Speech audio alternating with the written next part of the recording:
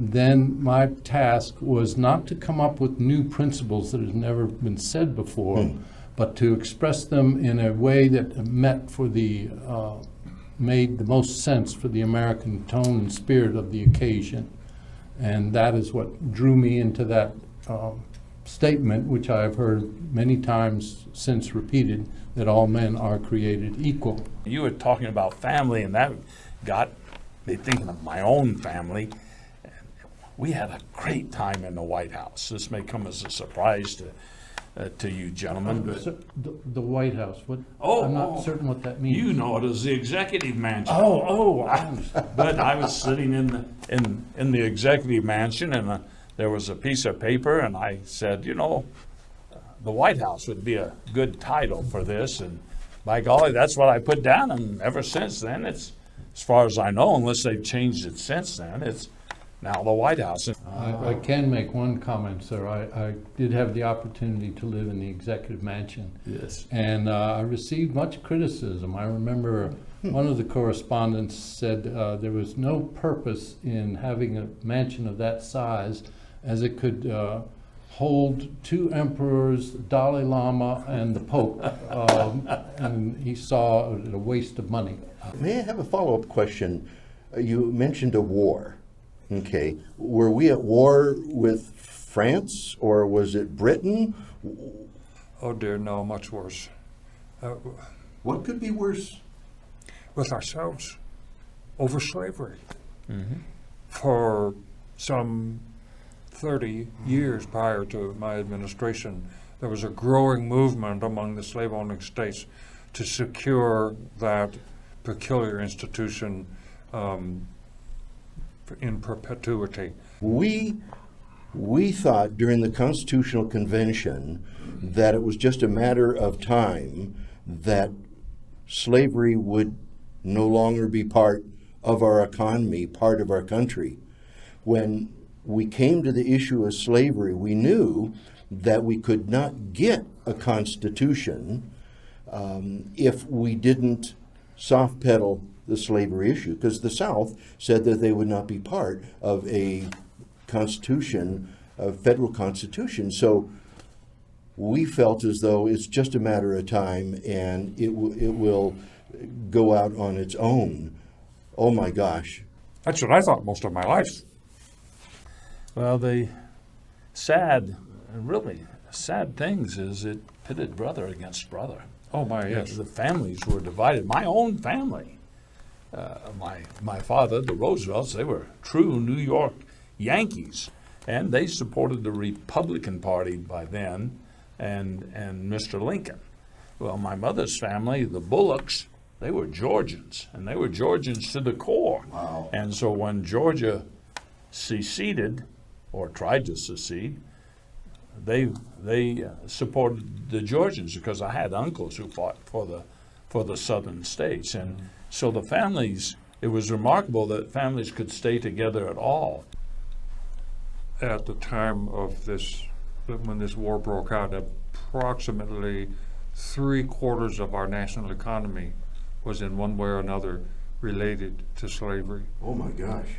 I was from Illinois, and about that same percentage of our banks closed upon my election, because they had loaned money to Southern planters, and because the Southern planters had decided to secede with their state, they were not obligated to repay these loans, so the banks had no capital.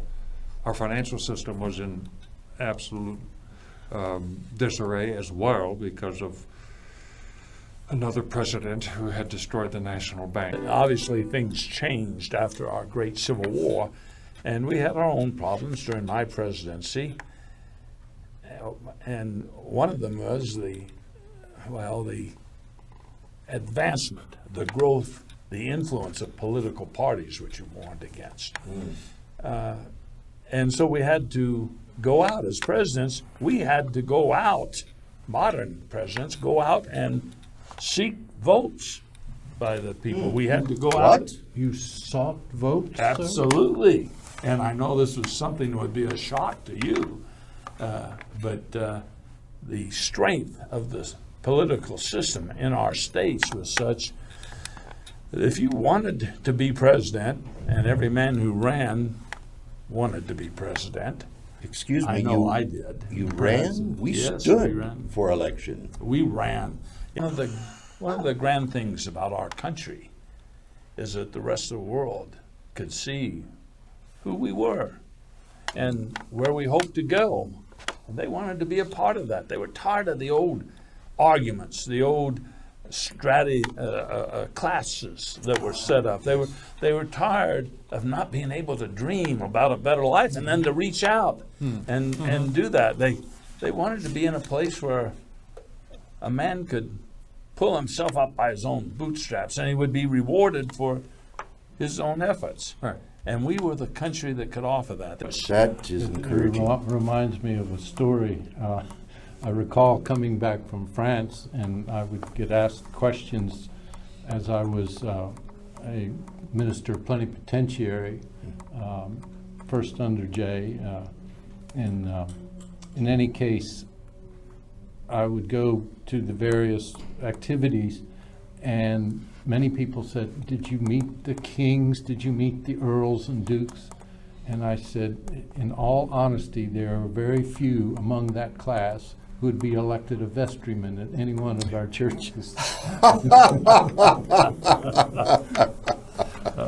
Well, he's not wrong.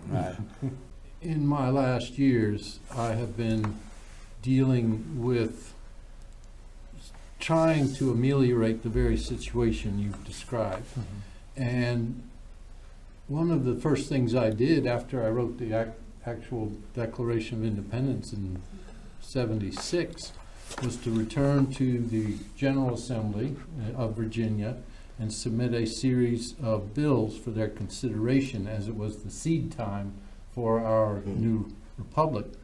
And one of them was for the diffusion of knowledge among our people. As you well remember, education was a responsibility of the parent and the church. And I thought that the state should have some degree of responsibility for educating the young. I'm optimistic as an American. I've always been this way, and I shall probably always be that way. But I've also been pragmatic on most things. And I sadly think that we are not the equal of our founding fathers. We, the people, we really meant it. We, the people, in order to form a more perfect union, we said this is what we wanted to do through this document.